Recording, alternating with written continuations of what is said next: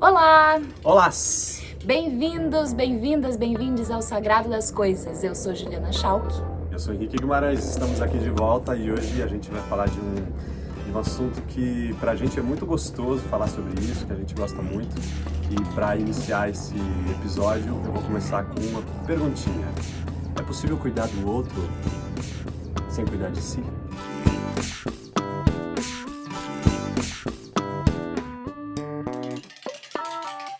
E aí, Juju, responde. Vamos começar com você comentando isso aí. Você acha que a gente pode ajudar o outro, cuidar do outro, amar o outro sem cuidar, ajudar e amar a gente mesmo?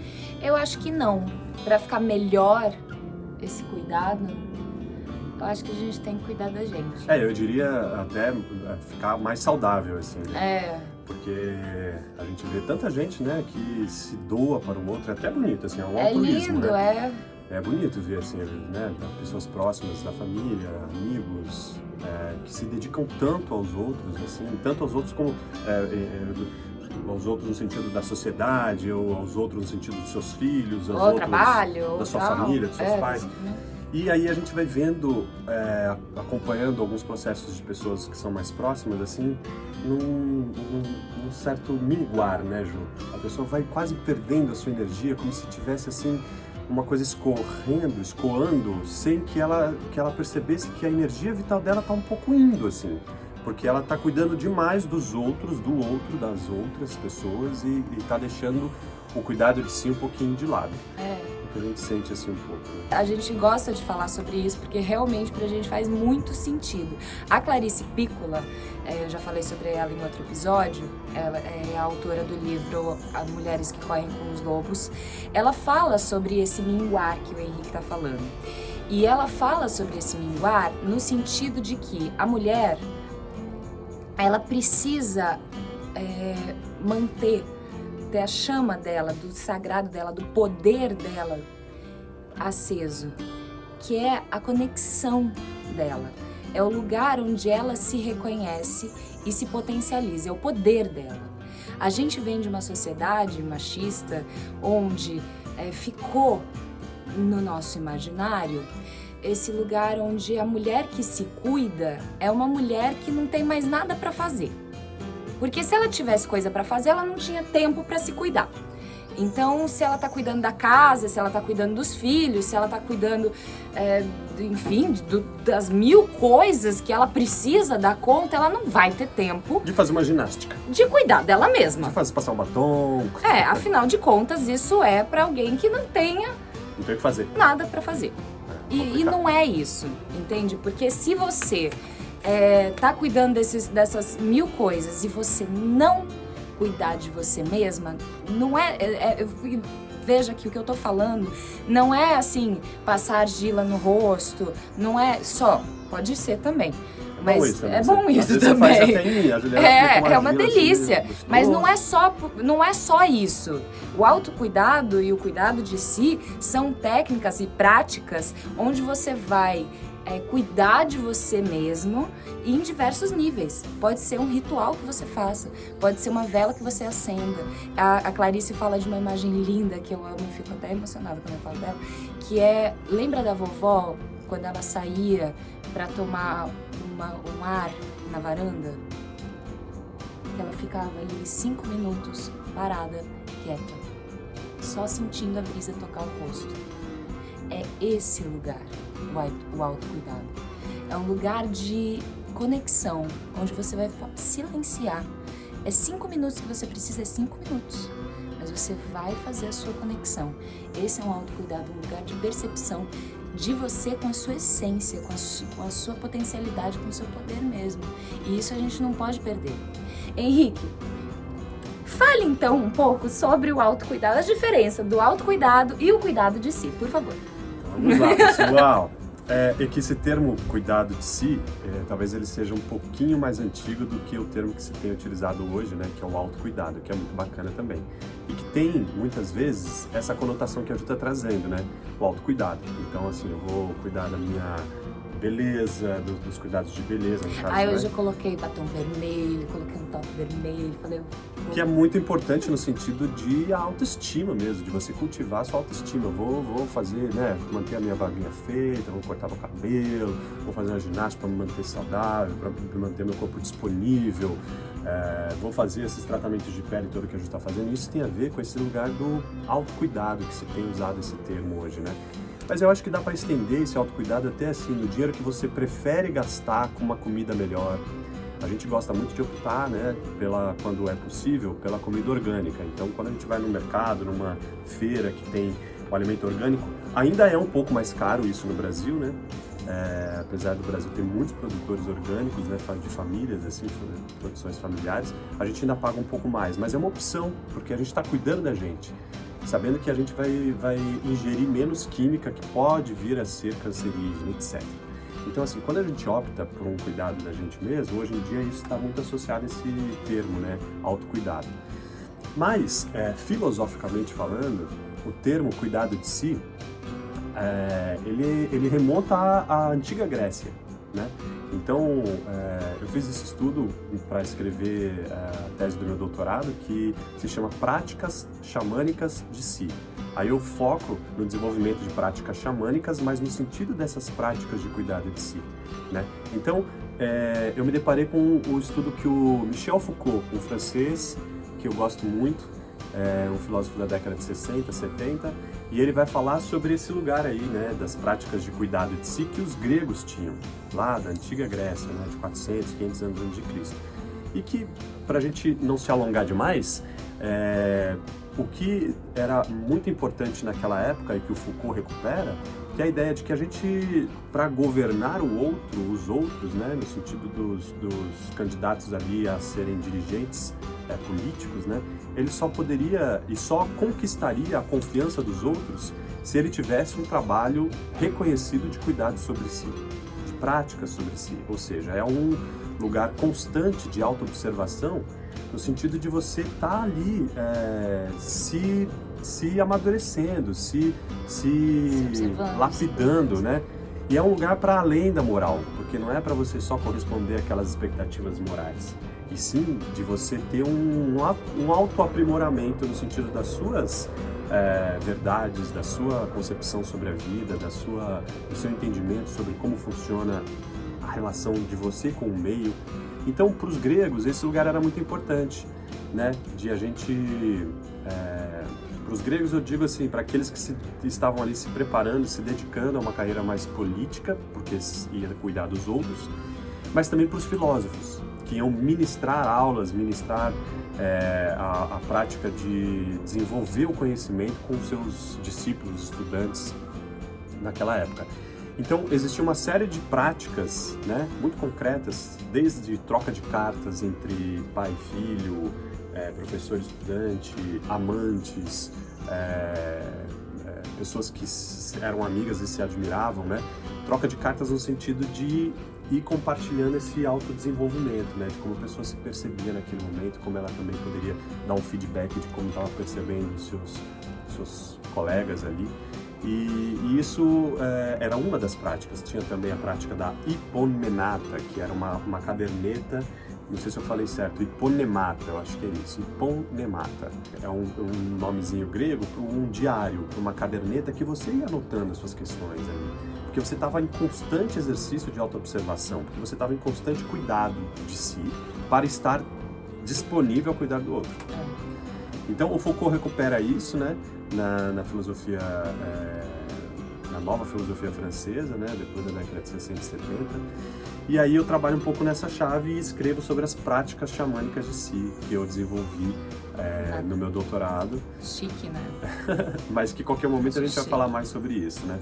Mas a gente escolheu falar um pouco sobre o cuidado de si e o autocuidado, porque nesse momento, como a gente falou no início, né, é um momento que está tudo ainda muito incerto. Já tem um ano que a gente está nessa pandemia, né, nesse momento aí. Tá difícil de segurar a onda, recluso, né? E por que a gente escolheu falar sobre isso? Porque eu acho que, de alguma maneira, cabe a nós também, está um pouco na nossa mão, lidar com essa situação a nível pessoal, porque é uma situação mundial, né, Ju? Que a gente estava falando, mundial, né? né? É uma situação que pessoal. todo mundo está se sentindo meio mal, todo mundo está se sentindo meio esquisito nesse momento. Tem todo mundo, o calo pegou em algum lugar para todo mundo. Então não é assim, porque eu tô tendo dificuldade, todo mundo tá. Todo mundo tá. Né? Alguns muito mais, principalmente aqueles com situação mais desfavorável, situação social, econômica, né? Mais desfavorável, esses aí estão mesmo sofrendo mesmo o pão que o diabo amassou, né? Sem entrar em detalhes aqui, mas a gente está entrando num lugar aí de intimidade, ou seja, o íntimo, o cuidado de si, que cada um pode aprimorar, potencializar, fortalecer nesses períodos de maiores dificuldades. É uma prática que eu tenho cotidianamente, nos momentos menos difíceis e nos momentos mais difíceis, mas nesses momentos em que o bicho pega, né, que é onde a porca torce o rabo mesmo, aí, cara, precisa ser mais. Esses dias eu ouvi um camarada dizendo o seguinte, que quando o cu tranca, a mente abre. Então é isso. Agora que, tá todo mundo assim, né, com o cozinho apertadinho, ou seja, tá com medo da parada mesmo, que, né, que a situação tá mais tensa aí, a gente vê uma possibilidade da transformação, né? Aquele comentário que você fez de manhã, que as tradições espirituais, né, muitas delas estavam alertando para esse momento. Ah, né? Sim. Que é um momento de muita transformação. Esse momento a gente está vivendo aí de muita transformação mesmo, né? Anunciada aí por várias tradições correntes espirituais. E que é um momento de evolução. É um momento de muita transformação pessoal, obviamente, porque estamos no coletivo. E essa evolução humana, foi isso que a gente conversou, né? Essa evolução humana, né, coletiva, geral, mundial, ela só vai ser possível se houver um exercício pessoal. Então, né?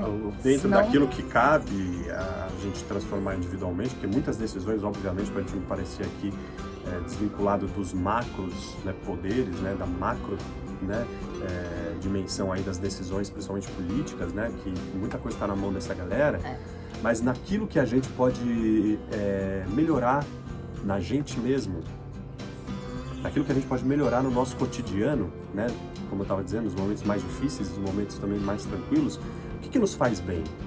Né? Se eu costumo acordar bem cedo para caminhar. E agora que bem cedo mesmo, agora que tem cachorro, então eles 5h30 batem na porta. Mas na época do meu doutorado eu acordava 4h30, porque eu gostava de ver o sol nascer. E eu tava no Cariri, no Ceará, e aí o sol nasce bem cedinho lá, né? Então assim, isso me faz bem, andar de manhã, caminhar. Então, escrever cartas para as pessoas é outra prática que, desde lá dos gregos, como a gente estava comentando, me faz bem ainda. Né? A Ju adora, tem um dia que ela nem vai sair de casa, mas, né, Ju, daqui a pouco você aparece toda arrumada, toda maquiada, não sei o quê, porque faz bem. Então, como a gente vai lidando com esse cotidiano, que é um pouco mais desafiador, né, fazendo o bem pra gente, cuidando da gente, pra gente poder, inclusive, cuidar melhor do outro, amar melhor o outro a partir desse amor próprio, conforme Jesus Cristo já dizia, né? Ame o outro como a si próprio. Se a gente não consegue se amar, como é que a gente vai amar o outro? E porque acaba que, em determinado ponto, a gente transfere para o outro questões que são nossas. Isso acontece direto, mas quando a gente está numa observação pessoal, a gente consegue compreender quando a gente está fazendo isso e recuar ou né, pedir desculpa, enfim, mas a gente tem uma percepção um pouco maior. Quando você não está nessa observação interna, você já joga para o outro o que é seu realmente, né? E as relações, por mais que você esteja querendo cuidar do outro, você pode não estar tanto cuidando. E aí entra nessa chavezinha que é de transferir essa responsabilidade das coisas que acontecem na nossa vida para as pessoas mais próximas, e muitas vezes daquelas que a gente mais ama, acaba jogando em cima dos outros, que é uma transferência, assim, uma coisa de culpa até, né? O outro é culpado por eu estar vivendo tal coisa. Isso é complicado. Aí a gente vai entrar numa esfera da terapia, mas que a gente pode até fazer um episódio para dizer o que a gente pensa sobre isso. Não, a gente fez aquele da positividade tóxica também, que também tem a ver com isso, né? Vou deixar o linkzinho para vocês aqui. Porque a gente precisa, essa observação, porque o autocuidado que a gente está falando é que esse autocuidado é uma observação, é uma forma da gente fazer a nossa manutenção energética. Porque, apesar de ter essa positividade tóxica, que a gente não é que a gente está falando para ser positivo sempre, mas você manter a sua vibração alta, você manter a alegria, cultivar a alegria, né? Cultivar esses momentos bons faz com que a gente se fortaleça.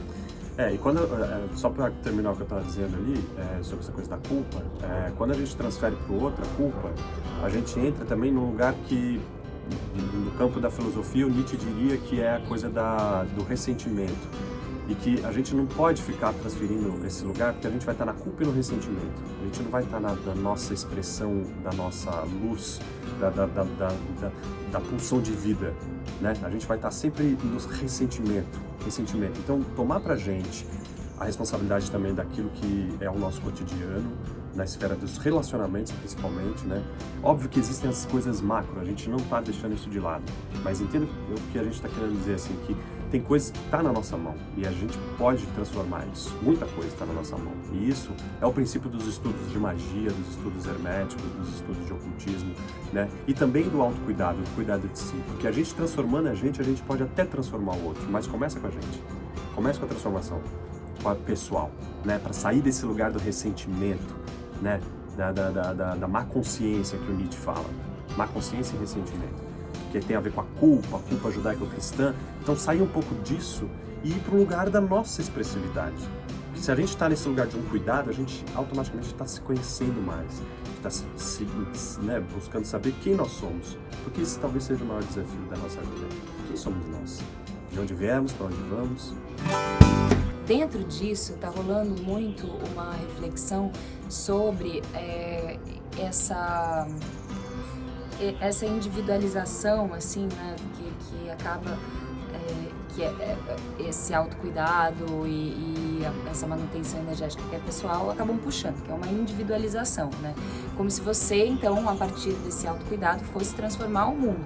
Mas a gente acredita realmente nisso, sem desconsiderar todas as questões sociais e ambientais onde a gente está inscrito, né? Então, o mundo nos afeta, a posição social que a gente tem nos afeta, né? O que a gente vai encontrar de empecilho, né? De dificuldade, de coisas que a gente vai precisar superar na sociedade, por conta da nossa classe, por conta da nossa cor, por conta de diversas outras variáveis, vai nos afetar. A questão é que tudo vai nos afetar e a forma como eu vou encarar tudo isso é o que depende de mim. E é sobre isso que a gente precisa ter cuidado. E tem um lugar perigoso, assim, de achar que cuidar de si é uma coisa fútil. Né? Isso, cuidado. Porque, assim, cuidar da gente é o primordial. E isso, às vezes, é confundido como individualismo, como uma coisa egoísta, pequena burguesa e tarará. Calma, a gente não tá falando disso. A gente tá falando que, assim, sim, é que nem no avião. Se acontece uma pane no avião, se você não coloca a máscara primeiro em você não vai conseguir ajudar o outro. Exatamente. Então, assim, vamos colocar a máscara na gente, vamos se cuidar, pra gente poder cuidar melhor da gente e dos outros, certo? Então, porque senão, cara, muita coisa, da máscara pra fora, da boca pra fora, aí eu acho que não vale a pena, porque vira mentira, né? Muita coisa é só da boca pra fora, né? E aí quando a gente vai mesmo lá no fundo daquele ser humano, a gente vê que não é um ser humano que tá cuidando tanto de si, e já tá meio assim minguado, meio quase apodrecendo. Então, pra não deixar apodrecer, vamos cuidar da gente. Busquem aí, faça uma listinha das 10 coisas que podem deixar vocês mais felizes, só de vibrar na alegria. E é isso é a positividade verdadeira que a gente acredita. A gente vibra, a gente cultiva a alegria, a gente cultiva esse lugar assim, né, de a gente estar de bem com a vida, né, e quando a gente enfrenta as nossas dores, a gente lida com elas. Anotem ali, façam sua listinha dos top 10 aí e cuidem de si. Boa semana. Beijos. Beijos. Mas a gente tem lá, eu gosto de caminhar de manhã, eu gosto de cozinhar, eu gosto de cuidar dos meus cachorros, eu gosto de fazer um amorzinho gostoso com a minha mulher. E aí por aí vai.